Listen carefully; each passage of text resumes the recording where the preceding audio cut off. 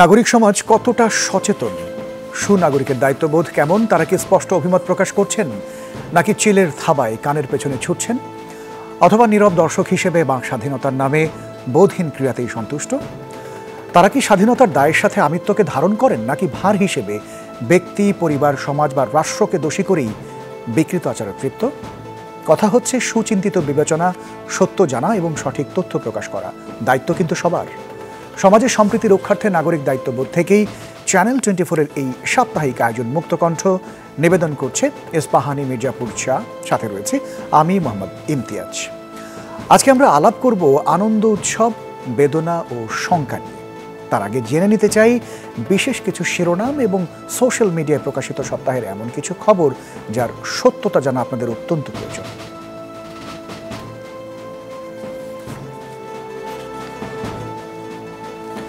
ঈদের ছুটিতে উৎসবে মেতেছে দেশ। পর্যটন কেন্দ্রগুলোতে বিনোদন পেয়াসীদের ভিড়।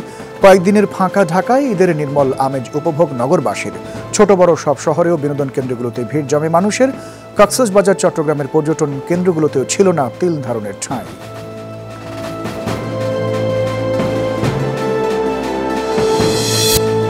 পুরনো বছরকে বিদায় ও নতুনকে স্বাগত জানাতে শুরু হয়েছে বৈশাখী উৎসব। পার্বত্য চট্টগ্রামের সব জাতিসত্তার মধ্যে পারস্পরিক ঐক্য এবং ভ্রাতৃত্বের বন্ধন রচনা করে এই উৎসব। গ্লানি, হিংসা, বিদ্বেষ, দুঃখ, কষ্টকে ছেড়ে ফেলে নতুন বছরে নতুন উদ্যমে এগিয়ে যাবার প্রেরণা নিয়ে পালিত হয় বৈশাখী।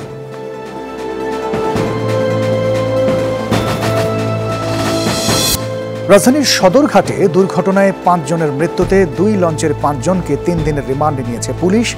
ময়নাতদন্ত ছাড়াই মরদেহ বুঝিয়ে দেওয়া হয়েছে স্বজনদের কাছে। এদিকে মুন্সিগঞ্জে নদীতে গোসল করতে গিয়ে প্রাণ গেছে 2 জনের, এখনো নিখোঁজ 1 জন।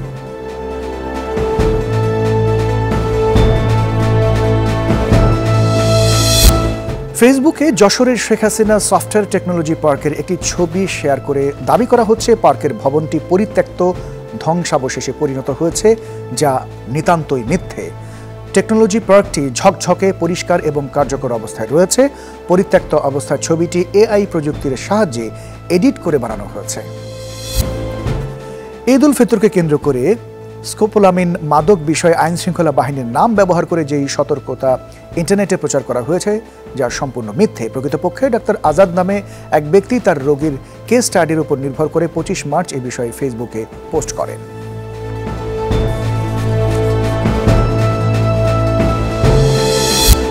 রমজান উপলক্ষে সরকারের পক্ষ থেকে সবাইকে বিকাশ নম্বরে 20,000 টাকা দেয়া হচ্ছে দাবিতে ইন্টারনেটে একটি প্রচারণা চালানো হচ্ছে। বিষয়টি সম্পূর্ণ ভুয়া এবং প্রতারণামূলক। প্রকৃতপক্ষে ভুয়া ওয়েবসাইট তৈরি করে প্রতারণার উদ্দেশ্যে এই প্রচারণাটি পরিচালনা করা হচ্ছে।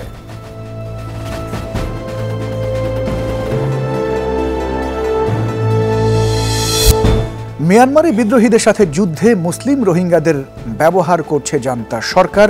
জোর করে নিয়োগ দিচ্ছে সেনাবাহিনীতে, পাঠানো হচ্ছে ফ্রন্ট লাইন লড়াইয়ে। রোহিঙ্গাদের অভিযোগ, পরাজয়ের দ্বার প্রান্তে দাঁড়িয়ে গোলার লক্ষ্যবস্তু বানানো হচ্ছে তাদের।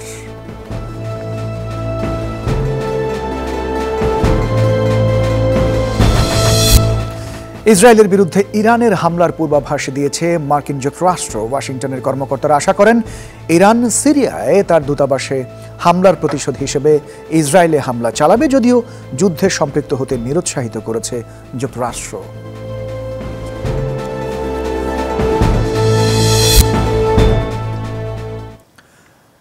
বিশেষ কিছু শিরোনাম আমরা শুনছিলাম, পূর্বেই আপনাদেরকে জানিয়েছে যে আমরা আজকে আলোচনা করব আনন্দ উৎসব, বেদনা এবং শঙ্কা এই বিষয়টিতে নিয়ে।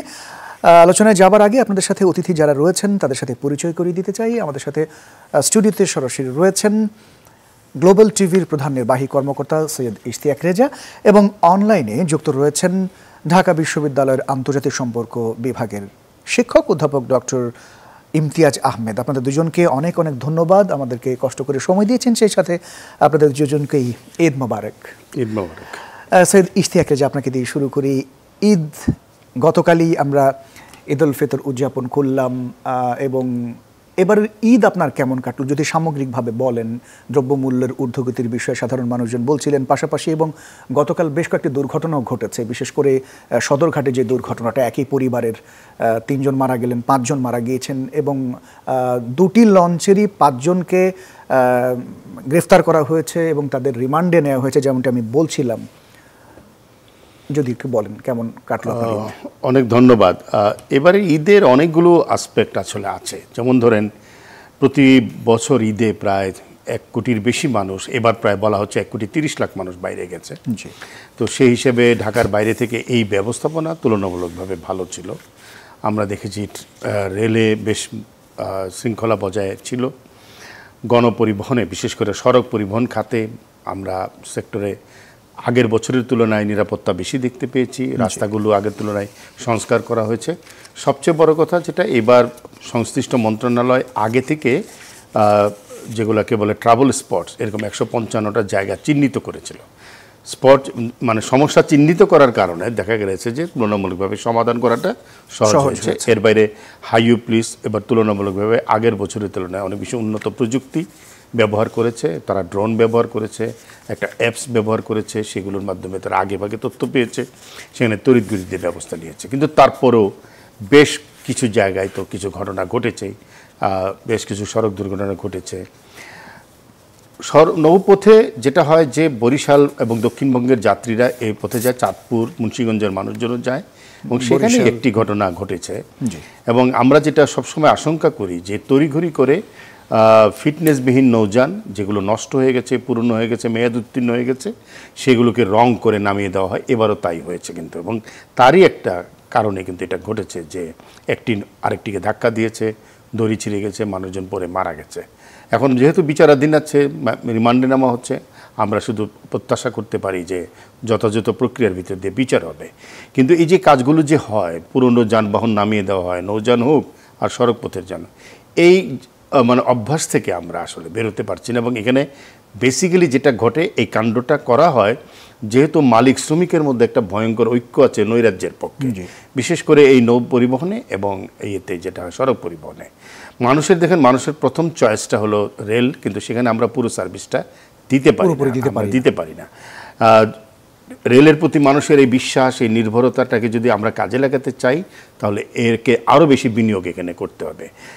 পৃথিবীর সব দেশে, স্যারও এখানে আছেন, পৃথিবীর সব দেশে সড়ক পরিবহনটা পাবলিক সেক্টরে, আমাদের এটা প্রাইভেট সেক্টরে দিয়ে একটা নৈরাজ্যের জায়গায় নিয়ে যাওয়া হয়েছে। এবং এইটা নিয়ে আমাদের অনেক চিন্তাভাবনা করা দরকার, কিন্তু আমরা সেটা করতে পারছি না। কেন পাবলিক ট্রান্সপোর্ট সিস্টেমকে পাবলিকের উপযোগী করতে পারছি না?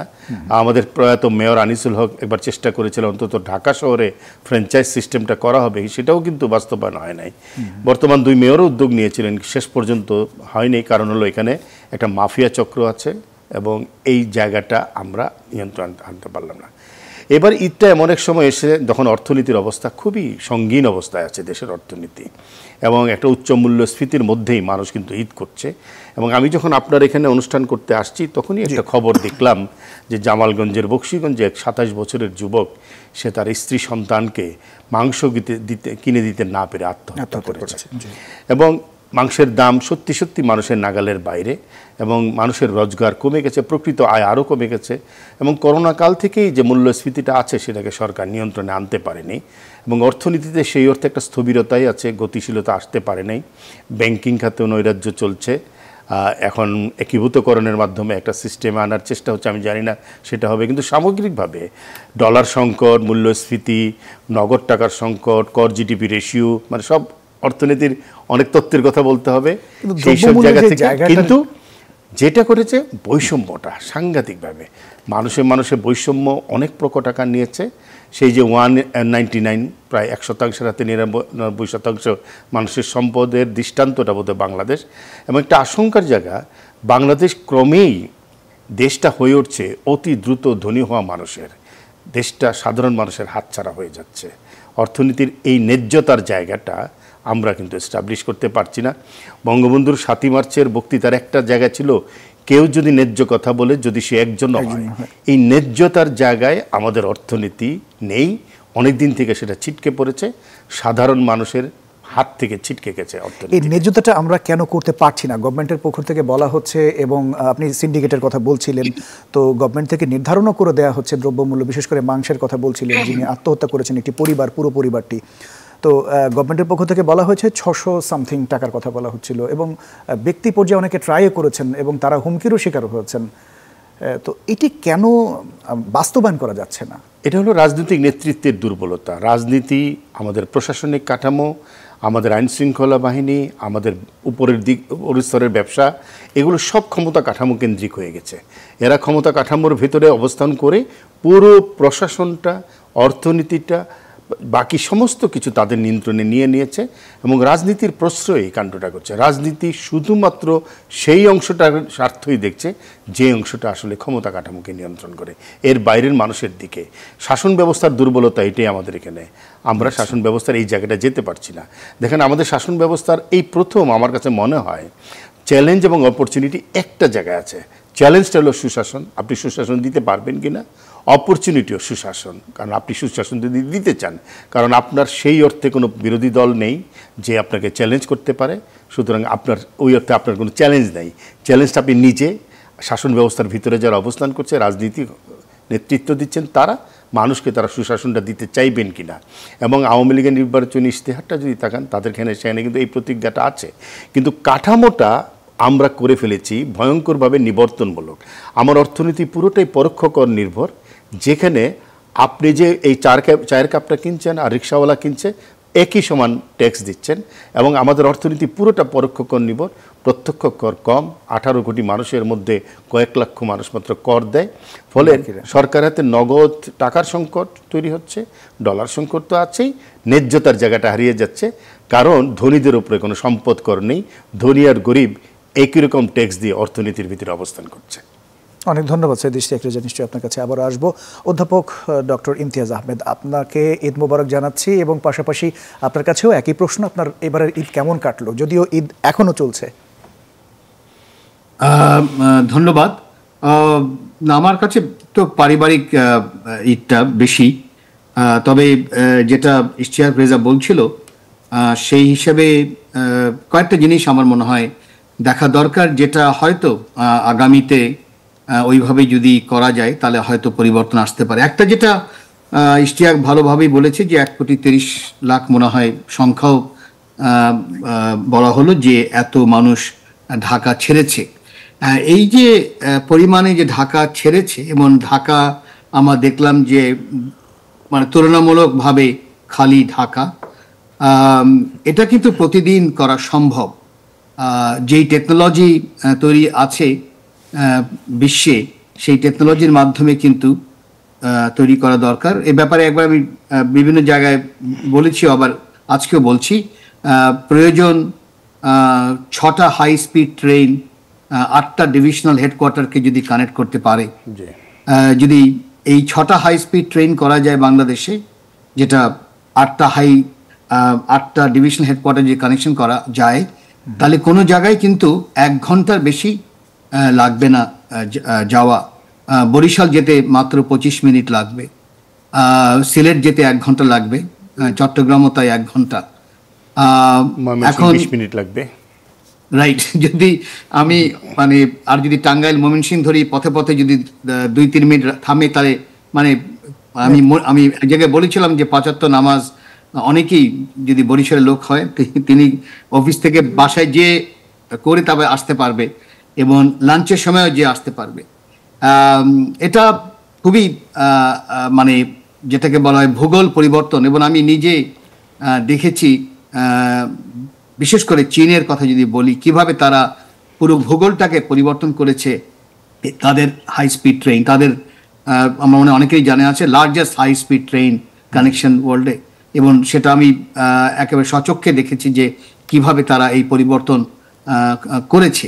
এবং যেই টেকনোলজিটা আছে, সেই টেকনোলজিটা যদি একবার আনা হয়, এবং সেই হিসাবে যদি আমরা ওই ধরনের ভূগোল যদি পরিবর্তন করতে পারি, যেটা আমরা পদ্মা ব্রিজের মাধ্যমেই আমরা দেখেছি, অনেকেই কিন্তু এখন পদ্মার ওপাশে থেকে কিন্তু অফিস করেন, এরকমও মানুষের সাথে আমার আলাপ হয়েছে। এটা তো মাত্র একটা ব্রিজের ব্যাপার, এখনো হাই স্পিড ট্রেন আসেনি। সেই জায়গায় আমার মনে হয় আমাদের চিন্তা ভাবনার একটা বড় জিনিস, আমি এটা এই ঈদের সময় অনেক জায়গায় আলোচনায় বলেছি যে এটা করা সম্ভব। একই সাথে যদিও আমার মানে 64 জেলা যেহেতু 64 ডিস্ট্রিক্ট যেহেতু সেখানে আমার সেন্টার অফ এক্সিলেন্স এডুকেশনে করা দরকার, কম্প্রিহেন্সিভ হাসপাতালও তৈরি করা দরকার। এবং সেটা যদি আমি যদি শিক্ষার ব্যাপারে বলি, আমরা যদি প্রাইমারি স্কুল দিয়ে শুরু করি, 64 জেলায় যদি একেবারে ফার্স্ট ক্লাস প্রাইমারি স্কুল করা যায়, আমরা সবসময় এডুকেশন ওই টারশারি এডুকেশন চিন্তা করি, কিন্তু এটাকে আপসাইড ডাউন করা দরকার। তাহলে কিন্তু দেখা যাবে যে প্রচুর পরিবার থাকবেন যারা দুটো বাড়ি রাখতে হবে না, একটা গ্রামে আর একটা শহরে, এবং বাচ্চাদের শিশু এবং স্বাস্থ্য যদি দেয়া যায় একেবারে ঘরের কাছে। এবং যেহেতু আমি বললাম হাই স্পিড ট্রেনে এক জায়গা থেকে আরেক জায়গায় যাওয়াটাও খুব একটা সময় লাগবে না, কিন্তু একই সাথে যদি শিক্ষা এবং হাসপাতাল 64 জেলায় যদি এইভাবে করা যায়, তাহলে আমার মনে হয় যে পুরো বাংলাদেশের চিত্রটাই পরিবর্তন হয়ে যাবে। তো ওই জিনিসটা আমার এই ঈদের সময় বড় আকারেই মনে হয়েছে, যখনই মানুষ বলছে এই যে ঢাকা খালি হয়ে গেল, তো আমি যখন বলতাম যে না এটা করা সম্ভব। এবং আমরা অনেকেই জানি, যারা নিউ ইয়র্কে গেছেন তারাও জানবেন যে নিউ ইয়র্কে রাতে একেবারে খালি হয়ে যায়, যদিও সেখানে হাই স্পিড ট্রেন আসেনি এখনো, কিন্তু ওই ট্রেনের নেটওয়ার্কেই সবাই ওই সাবাবসে থাকেন, নিউ ইয়র্কের বাইরেই থাকেন, এবং যার যত বেশি পয়সা সে আরও বেশি থাকেন। তো সেই হিসাবে আমার মনে হয় কতগুলো জিনিস শিক্ষণীয়, কিন্তু যদি আমি ওই বিষয়টা যদি সামনে আনি, একইভাবে আমার মনে হয় ইশতিয়াক খুব ভালোভাবেই বলেছে যে পাবলিক ট্রান্সপোর্টের বিষয়টা, কয়েকটা জিনিস আমার মনে হয় এখন সময় এসেছে রাষ্ট্র অন্যভাবে চিন্তা করার। এখানে মনে রাখতে হবে যে ক্যাপিটালিজমের মধ্যেও কিন্তু বিভিন্ন ধরনের কাঠামো তৈরি হয়েছে বর্তমানে। আমি যদি সিঙ্গাপুর দেখি, প্রচণ্ড ক্যাপিটালিস্ট কান্ট্রি, কোনো সন্দেহ নেই, যদিও সেখানে প্রাইভেট ল্যান্ড বলে কিছু নেই, 100% ল্যান্ড সিঙ্গাপুরের হলো রাষ্ট্রের কাছে, তাদের কোনো প্রাইভেট ল্যান্ড নেই, যার জন্য ডেং জিয়াওপিং যখন প্রথমবার সিঙ্গাপুরে আসলেন লি কুয়ানের সাথে আলাপ করতে, তখন তিনি বলেছিলেন যে তুমি যেটা করেছো সিঙ্গাপুরে, আমি যদি সেটা চীনে করতে পারি তাহলে চীন পরিবর্তন হয়ে যাবে। লি কুয়ান ইউ অবাক হয়ে গিয়েছিলেন এই কথা শুনে।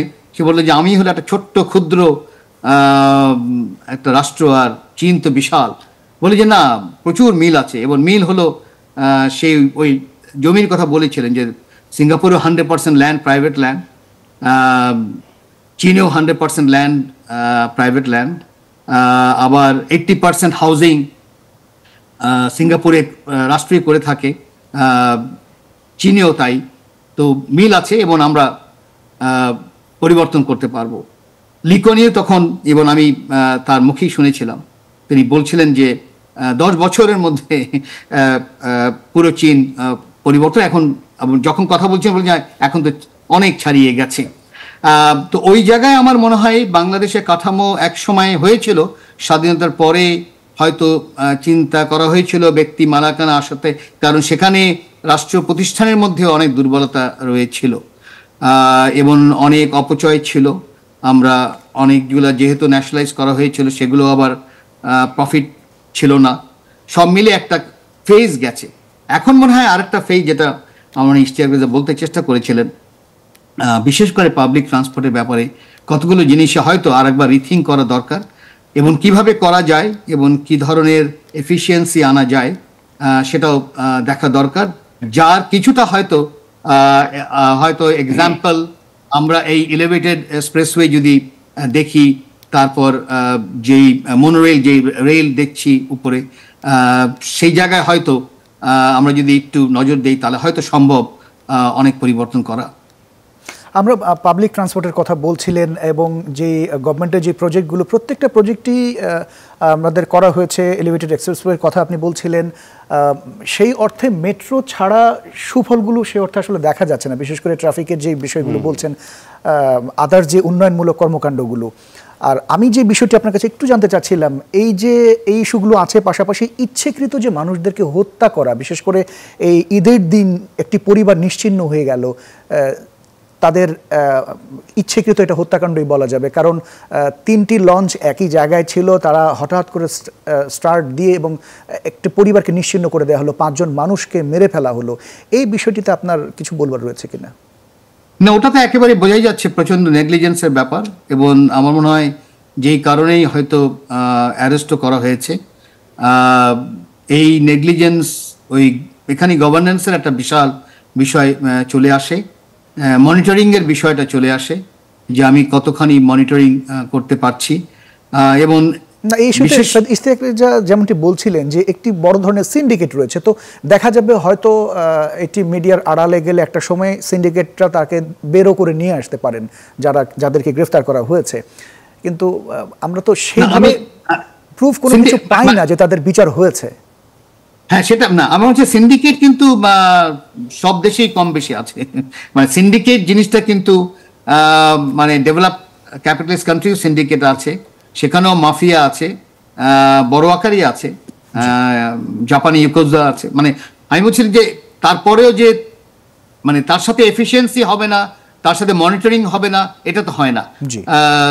সিন্ডিকেট আছে বলেই মনিটরিং বন্ধ হয়ে যাবে, এটা তো সম্ভব না। কারণ সিন্ডিকেট তো কোনোভাবে, আমি যদি এমনি বলি, সে তো কিন্তু কোনোভাবে ডাইরেক্টলি লাভবান হচ্ছে না এই অ্যাক্সিডেন্টে যেটা মারা গেল। যেটা হয়েছে সিন্ডিকেটের কারণে হয়তো একটা দুর্বলতা তৈরি হয়েছে মনিটরিং এ, সেটা আমি স্বীকার করব। আমরা অধ্যাপক ডক্টর ইমতিয়াজ, আপনার কাছে আমরা আবার আসবো, ছোট্ট একটা বিরতি নিয়ে আসতে চাই। দর্শক, ছোট্ট একটা বিরতি সময় হলো, বিরতির পরে আবারও ফিরে আসি। অতিথিরা রয়েছেন, আপনারা নিশ্চয়ই সাথে থাকবেন।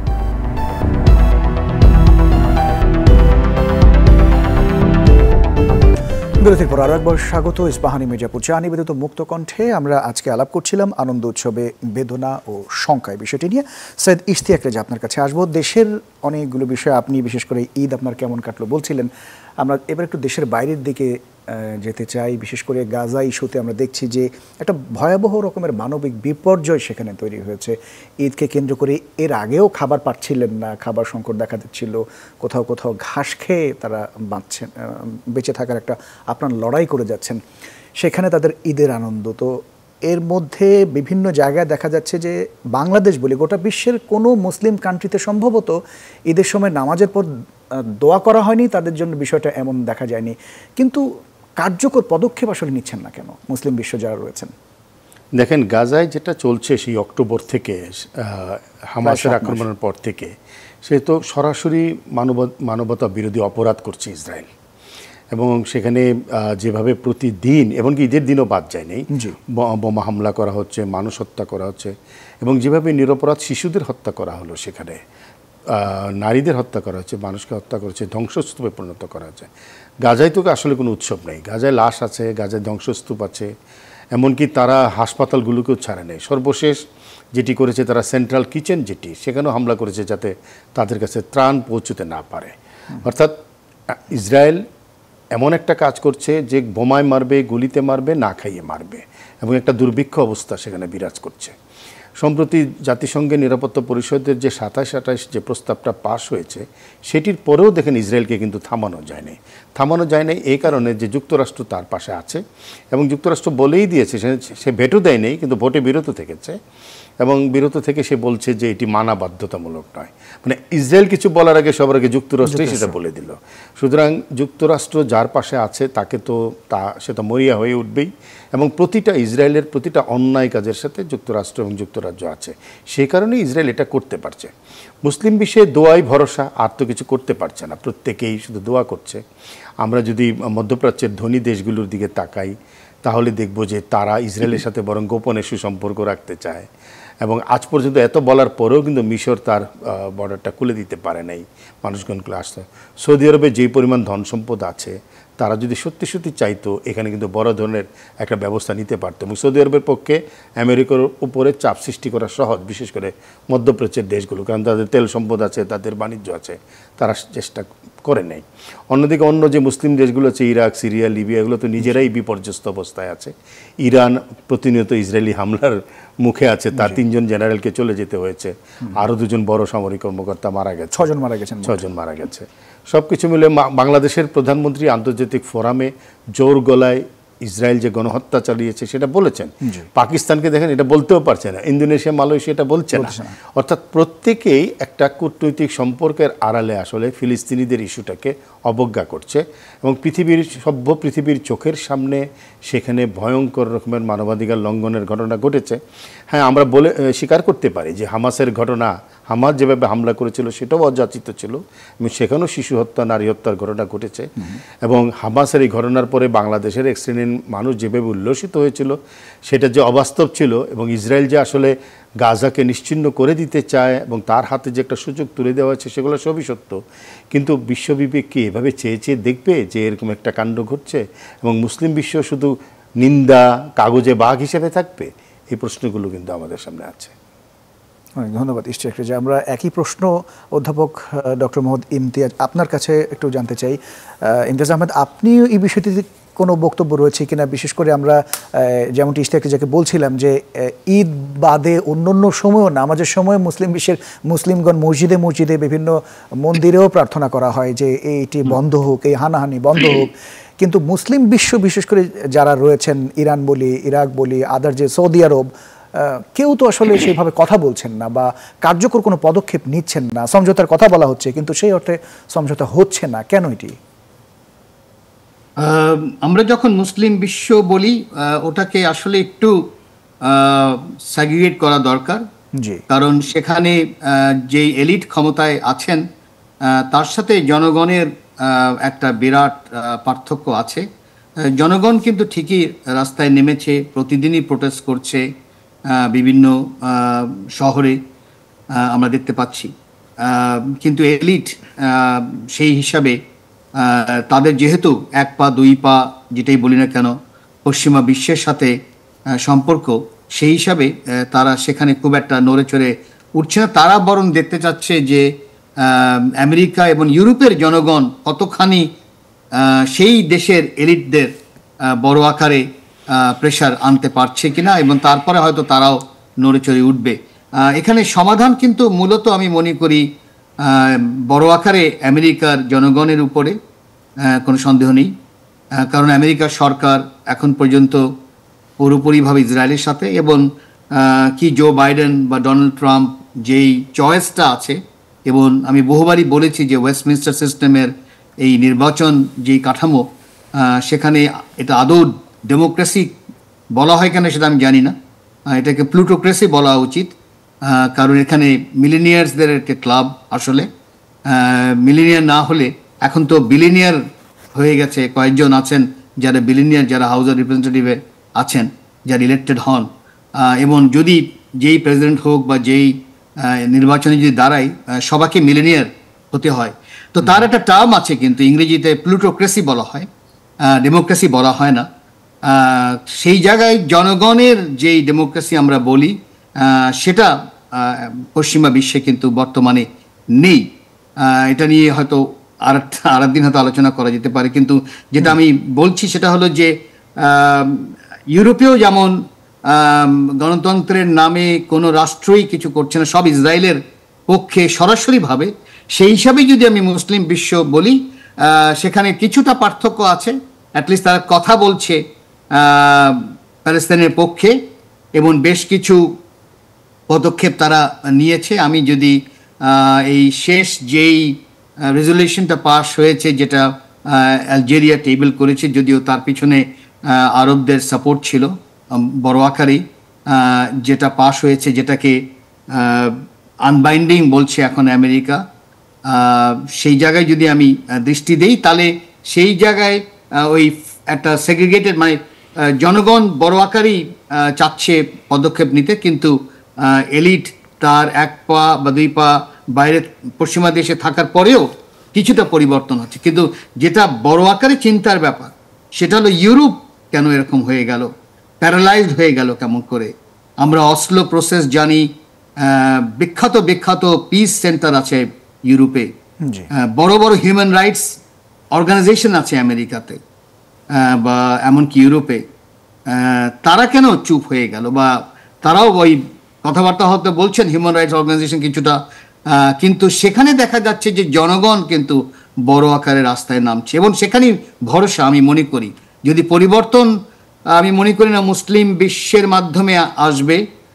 যদি পরিবর্তন আসে বড় আকারে, এবং যতটুকুই এসেছে এখন পর্যন্ত, সেটা কিন্তু প্রতিদিন যেভাবে আমেরিকায় জনগণ রাস্তায় নেমেছে এবং বড় আকারে এই যারা রাষ্ট্রের সাথে জড়িত, এবং আমরা দেখেছি এমনকি হিলারি ক্লিন্টনের উপরেও চড়াও হয়েছে, বিল ক্লিন্টনের উপর চড়াও হয়েছিল, আমরা দেখেছি ব্লিংকেনের উপরে একেবারে রীতিমতো ভাষণ দিতে যাচ্ছে, সেখানেও বড় আকারে প্যালেস্তাইনের পক্ষে মানুষ দাঁড়িয়ে কথা বলছে। এই যে বিষয়গুলি কিন্তু আমরা দেখছি যে পরিবর্তন যদি কেউ আনতে পারে। ঠিক একইভাবে ইসরায়েলের ভিতরে কিন্তু বড় আকারেই কিন্তু জনগণ কিন্তু এখন প্রোটেস্ট করা শুরু করেছে। এবং এখানে একটু বলে রাখি যে আমেরিকায় বা পশ্চিম বিশ্বে বিশাল জুইশ পপুলেশন, যেটা জুজরা, তারাও কিন্তু প্যালেস্তাইনের পক্ষে নেমেছে বা এই জেনোসাইডের এগেনস্টে কথা বলছে। এই জায়গায় হলো পরিবর্তন। কিন্তু আমি যদি এখন জার্মানি দেখি, জার্মানির রাষ্ট্র দেখি, বা আমি যদি ব্রিটেন দেখি তার রাষ্ট্র দেখি, ফ্রান্স দেখি, ম্যাকরনির কথা বলি, এরা সবাই তো একেবারে চোখ বন্ধ করে ইসরায়েলকে সাপোর্ট দিচ্ছে, অস্ত্র দিচ্ছে ইত্যাদি।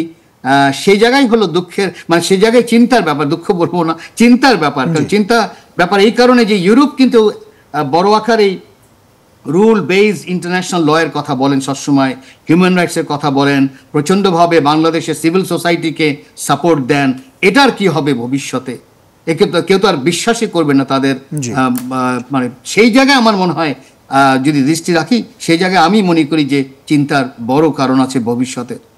না, আরেকটি বিষয় আপনি যেমনটি বলছিলেন এবং ইশতিয়াক রেজা বলছিলেন যে আমেরিকার একটা সরাসরি সমর্থন তাদের ইসরায়েলের পেছনে রয়েছে, এবং গতকালে আবার দেখলাম যে আমরা বাইডেন কঠোরভাবে সমালোচনা করেছেন এই ইস্যুতে, বিশেষ করে গাজার ইস্যুতে, গাজাতে এই হামলা যেন না করা হয়। এবং তাদের একটা জরিপ করা হয়েছে, সেই জরিপেও দেখা যাচ্ছে 50% জনগণ এই ইসরায়েলের বিপক্ষে রয়েছেন। তো এই হঠাৎ করে এই ইয়েটা কেন, এই 360 ডিগ্রি অ্যাঙ্গেলে পরিবর্তনটা কেন? এটি কি নির্বাচনী, সামনে নির্বাচনের জন্য, বা না অন্য কিছু রয়েছে এখানে? একেবারেই নির্বাচনের বিষয়। এবং ডোনাল্ড ট্রাম্পের যে ইন্টারভিউ দেওয়া হলো, যেখানে ডোনাল্ড ট্রাম্পও বলল ইসরায়েলকে যে তুমি খুব তাড়াতাড়ি এটাকে শেষ করে ফেলো, আমাদের শান্তির দিকে যেতে হবে ইত্যাদি। সেটা বলতে কি বোঝাচ্ছে, কিন্তু তার মধ্যে একটা সমালোচনা ছিল ইসরায়েলের দিকে বা নেতানিয়াহুর দিকে।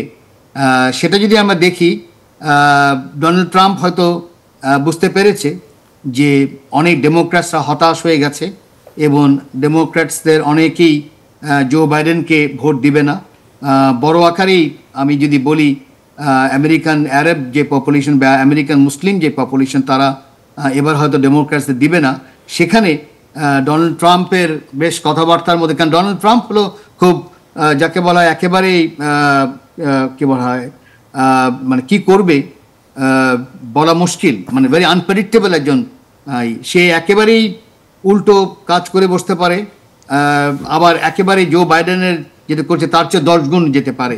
এই যে একটা আনপ্রেডিক্টেবল লিডার নিয়ে যে দাঁড়িয়ে আছে, এখানে জো বাইডেন এখন মনে করছে এই আনপ্রেডিক্টেবিলিটি নিয়েই হয়তো ডোনাল্ড ট্রাম্প তার যেখানে সাপোর্ট বেস কমে যাচ্ছে, সেখানে যদি আমি একটু থামাতে পারি, এবং থামানোর একটা বড় কাঠামো আমরা দেখতে পাচ্ছি। সেটা হলো জাতিসংঘে প্রথমবার এই অ্যাবস্টেইন করলো, কিন্তু সাথে সাথে বলল যে না, যেটা পাস হয়েছে সেটা আনবাইন্ডিং।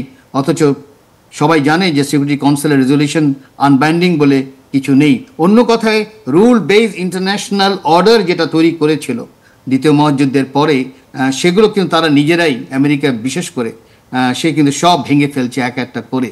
এখন এই যে ভেঙে ফেলছে, যে তাতে বিশ্ব কোথায় যাবে এটা আমরা বুঝতে পারছি না, কিন্তু বোঝাই যাচ্ছে এর একটা বড় ইম্প্যাক্ট পড়বে পুরো পৃথিবীতে। সেটাই হলো সংখ্যার ব্যাপার। এবং সেখানে আমার মনে হয় এই নির্বাচনটা, আমেরিকার যে নির্বাচন, সেটা শুধু যে আমেরিকার নির্বাচন হচ্ছে তা না, এটা একটা বিশ্বের মধ্যে একটা নির্বাচনের বিষয় হয়ে যাচ্ছে। কারণ অনেকেই আশা থাকবে যে নির্বাচনের পরে হয়তো একটা বড় পরিবর্তন আসবে। এখন যদি না আসে, তাহলেও অন্য ধরনের রাজনীতি, আর যদি আসে তাহলে আর ধরনের রাজনীতি। তবে চিন্তার ব্যাপার আছে আমেরিকাকে নিয়ে। জি, অনেক ধন্যবাদ, আপনি থাকবেন আমাদের সাথে। আমরা সৈয়দ ইশতিয়াক রিজভী আপনার কাছে একটু আসবো। হামাস প্রধান যিনি ইসমাইল হানিয়া, কিছুদিন আগে তার 3 সন্তানকে হত্যা করা হয়েছে এবং তার 4 নাতিকেও হত্যা করা হয়েছে, এবং যখন তাকে এই বিষয়টি জানানো হয় তিনি একেবারেই চুপ ছিলেন, মানে বিষয়টা একেবারেই স্বাভাবিকভাবে উনি নিয়েছেন। এবং ইতোমধ্যে তার এর আগেও তার 60 জন আত্মীয় স্বজন পরিবার পরিজনকে হত্যা করা হয়েছে, এবং তিনি বলছেন যে কোনোভাবে ছাড় দেওয়া হবে না। এই যে একটা আত্মবিশ্বাস, এটি কিসের ভিত্তিতে? বিশেষ করে আমরা যখন প্রথম দিকে যুদ্ধ শুরু হয়, প্রায় 7 মাস হতে চলল, বলা হচ্ছিল যে তাদের যে টানেলগুলো আছে এই টানেলগুলোর মধ্যে তাদেরকে শেষ করে দেওয়া হবে, এই টানেলগুলি হচ্ছে তাদের মূল অস্ত্র, সেগুলো তো অলমোস্ট শেষ পর্যায়ে। তারপরেও তারা এক ধরনের কনফিডেন্স, বিশেষ ইসমাইল হানিয়ার এই আত্মবিশ্বাসটা কিসের উপর নির্ভর করছে? বা তিনি না, দেখেন, হামাস সম্পর্কে আমাদের ভিতরে এক ধরনের রোমান্টিসিজম আছে আমার ধারণা, আমাদের বাঙালি মুসলিম মানুষে। হামাস যখন আক্রমণটা করলো অক্টোবর মাসে, তখন অনেক কথা বলা হলো হামাসের এয়ার পাওয়ার নাই, কিন্তু হামাস এমন কিছু করেছে উড়ে গিয়ে মেরে এসেছে, অনেকটা আবাবিল পাখির মতন।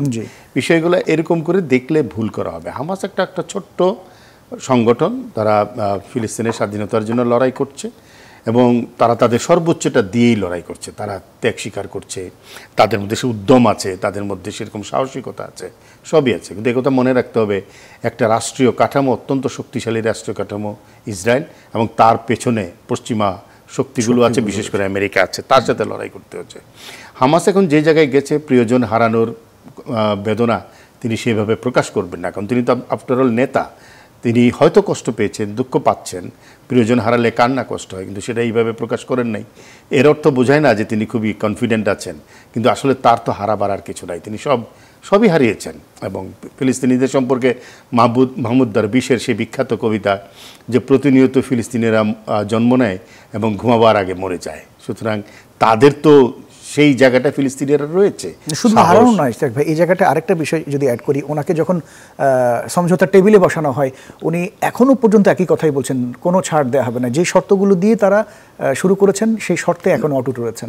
সেটা উনি থাকতে পারেন, ওনার দিক থেকে হয়তো কনটেক্সট আছে, কিন্তু ওনার কারণে আজকে সাধারণ ফিলিস্তিনিরা যে অবস্থায় পড়ল সেই আক্রমণের পরে, এর মূল্য তো সাধারণ 33,000 মানুষ, প্রায় 36,000 মানুষ মারা গেল, 18,000 শিশু মারা গেল, এবং সমস্ত বাড়িঘর ধ্বংসস্তূপ, 60% গাজা প্রায় নিশ্চিহ্ন হয়ে গেল। এই দায় তাহলে কার? সবাই এই হঠকারিতা দিয়ে কি কখনো জয় করা যায় এইভাবে? এবং এই হামাস কিন্তু ইয়াসির আরাফাতকেও আমার ধারণা তারা শান্তিতে থাকতে দেয় নাই, এবং তাদের এই যে ফিলিস্তিনের ভিতরকার নিজেদের গ্রুপগুলোর যে অভ্যন্তরীণ দ্বন্দ্ব, সেটা তো কোনো রেজাল্ট বয়ে আনছে না। ইসরায়েলের সাথে লড়াইটা করতে হবে, কিন্তু নিজেদের মধ্যে বিভেদ রেখে লড়াই করে আসলে জয় করা যাবে না। এবং হামাস যে পন্থায় যাচ্ছে, হেজবুল্লাহ, ইরান এবং হামাস মিলে আসলে বড় কোনো পরিবর্তন আনতে পারবে না। মনে রাখা দরকার, ইরানও কিন্তু হুমকির কথা বলে, এবং তার জেনারেলের পরে যে, এবং আশঙ্কাও করা হচ্ছে যে ইরান হয়তো আক্রমণ করবে, কিন্তু ইরান আক্রমণ নাও করতে পারে, কারণ ইরান জানে যুদ্ধটা শেষ পর্যন্ত ইসরায়েলের সাথে হবে না, তার যুদ্ধটা হবে আমেরিকার সাথে, এবং সেটা মাথায় রাখে সে। কিন্তু তো এই যে হঠাৎ করে আপনি যেমনটি বলছিলেন যে একদিকে হচ্ছে, এবং যে হামাস যাদের উপর আক্রমণ করেছিল এরা কিন্তু সাধারণ নাগরিক, তারা একটা উৎসবে গিয়েছিল, সেখানে অনেক সংগঠন আছে যারা ফিলিস্তিনিদের শিশুদের জন্য গান রচনা করেছে, তাদের কষ্টে তারাও কিন্তু আবার হামাসের হামলায় মারা গেছে। নির্বিচার হত্যাযোগ্য কোনো পক্ষেই সমর্থনযোগ্য নয়। জি, গাজায় হামাসের বিপক্ষে তারা যুদ্ধ করছে, ইসরায়েলের যারা রয়েছেন লেবাননের হেজবুল্লাহর সাথে যুদ্ধ করছেন, তাদের সাথেই কোনোভাবে পেরে ওঠা সম্ভব হচ্ছে না। এর মধ্যে অন্যদিকে আবার যদি সাগর পথের কথা বলি, সেখানেও দেখি যে আমরা ইয়েমেনের হুথিরা সেখানে আটকিয়ে দিচ্ছে। এর মধ্যে আবার ইরানে এই ঘটনাটা, তো ইসরায়েল হঠাৎ করে এই চ্যালেঞ্জটা কেন নিল? ইসরায়েল আসলে যুদ্ধটাকে সম্প্রসারিত করতে চাচ্ছে, এবং নেতানিয়াহু মনে করছে যুদ্ধের মধ্য দিয়ে সে তার শক্তিটা বাইরে প্রদর্শন করবে, এবং ভেতরে যে তার জনপ্রিয়তার ধসটা নেমে এসছে সেটাকে মোকাবেলা করতে হলে, যে দেশ যুদ্ধে জয়ী হচ্ছে তার দেশ যুদ্ধে বিজয়ী হচ্ছে, তারা সব একের পর এক শত্রু পরাজিত করছে, এই ধারণাটা দেওয়ার একটা চেষ্টা করছে। এর মধ্যে ইসরায়েলের অভ্যন্তরীণ রাজনীতির একটা প্রতিফলন আছে। তো সেক্ষেত্রে আপনার কাছে কি মনে হয়, ধীরে ধীরে কি গোটা মধ্যপ্রাচ্যে কি যুদ্ধ ছড়িয়ে পড়বে? না, আমার মনে হয় না, কারণ এই রাষ্ট্রগুলো তো করবেই না, মধ্যপ্রাচ্যের দেশগুলো বাকিগুলো তো, সৌদি আরব, ইউএই, কাতার, এরা তো করবেই না, কুয়েত করবেই না। মিশর খুব সতর্ক অবস্থানে আছে। একমাত্র চিন্তার বিষয় হলো ইরান। ইরান তো আসলে মধ্যপ্রাচ্যের দেশও না, উপসাগরীয় দেশ। লিবিয়া আগের জায়গায় নেই, সুতরাং বলা যায় না যে এই যুদ্ধটা ছড়িয়ে পড়তে পারে। কিছু স্ক্যারমিশ হতে পারে, বিচ্ছিন্ন কিছু ঘটনা ঘটলে করতে পারে, যুদ্ধ ছড়িয়ে পড়বে বলে ধারণা করা যাচ্ছে না, সেই শক্তিটা নেই। অনেক ধন্যবাদ সৈয়দ ইশতিয়াক রেজা। ডক্টর ইমতিয়াজ আহমেদ, আপনার কাছেও একই এই প্রশ্নটি একটু জানতে চাইব, এই বিষয়ে আপনার কোনো বক্তব্য রয়েছে কিনা, বিশেষ করে যুক্তরাষ্ট্র এবং ইরানের যে সম্পর্ক, সেটা তো শাপে নেউলের সম্পর্ক প্রায় 1 দশকেরও বেশি সময় ধরে। তো হঠাৎ করে এই যে ঘটনাটা, তো এই ক্ষেত্রে আপনার কাছে কি মনে হয় যে ইরানের সাথে তেল আবিবের দানা বাঁধা সংঘাতে মার্কিনীদের আসলে ভূমিকা কতখানি? না, যেটা আমার মনে হয় ইশতিয়াক বলছি সেটা হলো, মানে বড় কথা হলো যে ইসরায়েল যদি ওখানে টিকে থাকতে হয়, বা ইসরায়েলের যে রাষ্ট্র যেটা তৈরি হয়েছে, সেটা যুদ্ধ ছাড়া তো সম্ভব না। সে তো সারাক্ষণ সেই 48 থেকেই তো সে যুদ্ধ করে যাচ্ছে, যুদ্ধই হলো তার শক্তি। এবং তার পিছনে আমেরিকা, মনে হতে হবে যে আমেরিকার বিশাল একটা মিলিটারি ইন্ডাস্ট্রিয়াল কমপ্লেক্স আছে, যেটা নিয়ে এবার বড় আকারে তাদেরই জনগণ এবং বড় বড় যারা চিন্তাবিদ আছে আমেরিকা, তারাই খোলাখুলিভাবে বলা শুরু করেছে। এবং একাধিক তাদের ভাষণে আমরা মানে শুধু কি বলা হয়, বিভিন্নভাবে তারা এই জিনিসটাই বলছেন যে কিভাবে আমেরিকা তার এই মিলিটারি ইন্ডাস্ট্রিয়াল কমপ্লেক্সের কারণেই আজকে এই অবস্থা, এবং কিন্তু সেখান থেকে কিভাবে বার হয়ে আসবে। কারণ প্রচুর মানুষ তো সেখানে কাজ করে, প্রচুর বিশ্ববিদ্যালয় জড়িত। আমরা যদিও তাদের বিশ্ববিদ্যালয়কে সাংঘাতিকভাবে কি বলা হয়, বড় আকারেই বড়ভাবেই দেখি তাদের বিশ্ববিদ্যালয়, কারণ র্যাঙ্কিংয়ে উপরে থাকে এবং কোনো সন্দেহ নেই নামি দামি সব প্রফেসররা ওখানে পড়ান।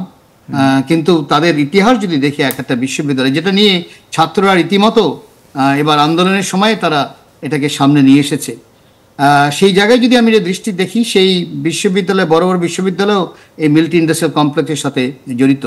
এবং যেই পরিমাণে মানুষ কাজ করে, এই প্রোডাকশন কিভাবে পরিবর্তন করবে, তো সম্ভব না, রাতারাতি কোনোভাবেই সম্ভব না, কারণ কাঠামোটাই ওই জায়গায়। যার জন্যই প্রেসিডেন্ট আইজেনহাওয়ার, যিনি নিজেও একজন মিলিটারি অফিসার ছিলেন, প্রাক্তন জেনারেল, তিনি তার ফেয়ারওয়েল ভাষণে এই মিলিটারি ইন্ডাস্ট্রিয়াল কমপ্লেক্স শব্দটাই তো তিনি তৈরি করলেন, যে তোমরা এই মিলিটারি ইন্ডাস্ট্রিয়াল কমপ্লেক্সের থেকে সাবধান হও। এখন সেই কবেকার কাহিনী, কিন্তু সে এখন পর্যন্ত চেষ্টা করেছে কয়েকজন, এবং আমি তো মনে করি ডোনাল্ড ট্রাম্প যত অনেকখানি পাগলামি আছে তার মধ্যে, কিন্তু তার মধ্যে এই কমপ্লেক্স থেকে বার হয়ে মেক আমেরিকা গ্রেট অ্যাগেইন, মাগা যেটা স্ট্রাকচার, সেটা করতে চাচ্ছে, কিন্তু সেটা কতখানি সম্ভব না। ক্যাপিটালিজম পিছনে তাকানো খুবই ডিফিকাল্ট, বড় ধরনের একটা বিপ্লব দরকার। যার জন্যই জনগণ যখন জেগে না উঠবে, কারণ সবাই তো বেনিফিট পাচ্ছে, বড় আকারেই বেনিফিট পাচ্ছে। এবং তারপরে যদি আমি মিডিয়া দেখি, সেটাও তো মিডিয়া একটা কর্পোরেট মিডিয়া তৈরি হয়ে গেছে। সেই জায়গায় এরকম একটা কাঠামোর সাথে জড়িয়ে যাওয়া কিন্তু খুব মানে রিস্কি, কারণ কাঠামোটাই চাচ্ছে যে একটা যুদ্ধ হোক, বা যুদ্ধর একটা কাঠামো আশেপাশে থাকুক। আপনার কাছে কি মনে হয় যে তাহলে মধ্যপ্রাচ্যে এই যুদ্ধ ছড়িয়ে পড়বার কি কোনো শঙ্কা থাকে? না, আমি ইশতিয়াকের সাথে একমত। আমি মনে করি না যে অন্যরা সেটা দিবে, সেই দেশটাই দিবে যে ইসরায়েলের পকেটে আছে। কারণ যদি পকেটে না থাকে তাহলে তো আর সে দিবে না, কারণ যুদ্ধ করতে, কারণ জানে যে যুদ্ধটাই তো ইসরায়েল চাচ্ছে। এবং যত আমি এটা মানে তাকে যদি এই যুদ্ধ আমি শুরু করে দেই, তাহলে ইসরায়েলেরই এবং আমেরিকা পিছনে থাকবে। এখানে মানে মনে রাখতে হবে, নাসারের একটা সুন্দর কথা আছে, যেহেতু ইজিপ্ট নিয়ে আলোচনা হচ্ছিল, তাকে যখন প্রশ্ন করা হলো কেন ইজিপ্ট হেরে গেল, সে বলে আমি তো ইসরায়েলের সাথে যুদ্ধ করছি না, আমি যুদ্ধ করছি, এবং একাধিক দেশের নাম বলল, মানে জার্মানি, ফ্রান্স, আমেরিকা, ইউকে, 8-10টা দেশের নাম বললো, যে আমি এতগুলো দেশের সাথে যুদ্ধ করছি, এটা তো সম্ভব না একটা খালি ইজিপ্টের একা করা। তো সেই জায়গায় আমার মনে তাদেরও অভিজ্ঞতা হয়েছে অনেকখানি বড় আকারই, এবং আমি মনে করি না যে তারা, তবে যদি প্রভোক করতেই থাকে, তখন কিভাবে, মানে সবসময় মানুষ যে রেশনাল থাকে, লিডারশিপ যে রেশনাল থাকে তা না, মাঝে মাঝে জিনিসপত্র লিডারশিপের বাইরেও চলে যেতে পারে, সেই জায়গায় ভয় আছে এখন পর্যন্ত আমি মনে করি। তবে আমি মনে করি না যে তারা, বিশেষ করে পশ্চিম মিডল ইস্ট, এই বর্তমানে ইসরায়েলকে এই সুযোগটা দিবে, তারা বরং চেষ্টা করবে সুযোগটা না দেওয়া এবং দেখা যে নেতানিয়াহু কতদিন এই জিনিসটা করে রাখতে পারে। কারণ যেই দিন নেতানিয়াহু যুদ্ধটা থামিয়ে দিবে সেদিনই কিন্তু তাকে বিদায় হতেই হবে। অনেক ধন্যবাদ। আমাদের একেবারেই শেষ প্রান্তে চলে এসেছি। ছোট্ট ছোট্ট করে দুটি প্রশ্ন আপনাদের কাছে রয়েছে। সৈয়দ ইশতিয়াক রেজা, আপনার কাছে শুরু করি।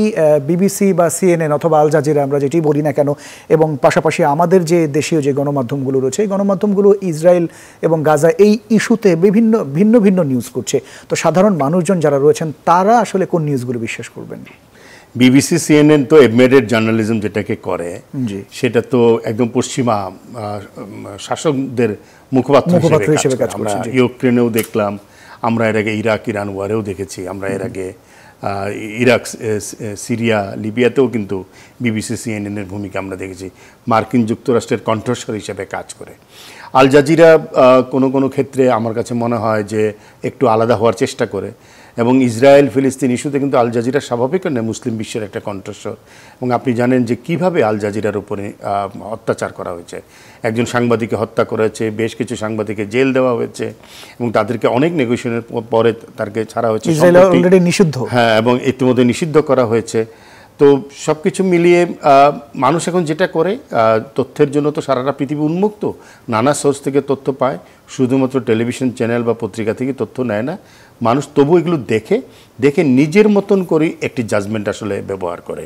ইসরায়েল আল জাজিরার কণ্ঠস্বর নিয়ন্ত্রণ করতে চাওয়ার মধ্য দিয়ে বোঝা যায় যে আল জাজিরা অন্তত এই জায়গায় ভালো সাংবাদিকতা করছে। আমাদের গণমাধ্যম তো সোর্স হিসেবে পশ্চিমা গণমাধ্যমকেও নেয়, আল জাজিরাকেও নিচ্ছে, অন্যান্য নানা ধরনের সোর্স আছে। এখন আমি তো আসার সময় অনেকগুলো গুগল নিউজের অনেকগুলো আননোন নেম পড়ে আসলাম, ইসরায়েলি নিউজ। সুতরাং এখন নিউজ পেতে অসুবিধা হচ্ছে না। আমাদের গণমাধ্যমের স্বাভাবিক কারণে ফিলিস্তিনের প্রতি ভালোবাসা আছে, সেটার পরিপ্রেক্ষিতে নিউজ, কিন্তু সব তথ্য কিন্তু সবসময় আমরা সঠিক সেভাবে পাচ্ছি না, অনেক বিলম্ব হয়ে যাচ্ছে পেতে। জি, অনেক ধন্যবাদ। ডক্টর ইমতিয়াজ আহমেদ, আপনার কাছে একটি বিষয় জানতে চাইব যে আমরা সামাজিক যোগাযোগ মাধ্যমে বিভিন্ন সময় দেখছি কিছু বেসরকারি প্রতিষ্ঠান গাজায় তারা ত্রাণ পৌঁছে দিবেন বলে তারা একটি ফান্ড রেইজ করেছেন, যেখানে আমরা দেখতে পাচ্ছি জর্ডান সরাসরি মিশরের সহযোগিতা নিয়েও তারা ত্রাণ দিতে পারছেন না। হেলিকপ্টারে তারা ফেলছেন এবং কখনো কোনো সমুদ্রপথে ট্রাই করেছেন, কিন্তু তারা সেখানেও পারেননি, এবং এতে করে অনেকে মারাও গিয়েছেন। তো এটি আপনার কাছে কি মনে হয়, এই সরকারি উদ্যোগে যেটি পসিবল হয়নি, বেসরকারি উদ্যোগে এটি কতখানি গ্রহণযোগ্য? না, এগুলো মনিটরিং করা দরকার খুবই, কারণ একটা তো যুদ্ধ ক্ষেত্র, সেই জায়গায় রাষ্ট্র নিজেই, এবং বাংলাদেশ তো বড় আকারেই এই প্যালেস্তাইনের পক্ষে, শুধু যে ত্রাণ সামগ্রী এগুলো না, বাংলাদেশ বড় আকারেই আমি মনে করি তার ইতিহাসে নাম থাকবে যখন প্যালেস্তাইনের সমাধানটা হবে, যেহেতু বাংলাদেশ একেবারে আইসিজিতে অন্যতম কি বলে দেশ হিসাবে জেনোসাইডের যে বিষয়টা সেটা তুলে ধরেছে। এটা নিয়ে আমি যেহেতু মিডিয়ার কথা উঠছে, আমি অবাক হইনি, কিন্তু দুঃখ যে আমাদের মেইন স্ট্রিম মিডিয়া কিন্তু সেই হিসাবে তারা প্রচার করেনি, এবং তারা হয়তো ভয় পেয়েছে যে প্রচার করলে তাদের যে এক পা বা দুই পা তাদেরও পশ্চিমা বিশ্বের সাথে সেটা হয়তো বিঘ্নিত হবে। কথা সত্য। অনেক ধন্যবাদ অধ্যাপক ডক্টর ইমতিয়াজ আহমেদ, সৈয়দ ইশতিয়াক রেজা। দর্শক, এই ছিল আমাদের আজকের আয়োজনে। আগামী সপ্তাহে নতুন কোনো বিষয় নিয়ে, নতুন অতিথি নিয়ে আবারও হাজির হব। সেই পর্যন্ত সবাই ভীষণ ভালো থাকবেন।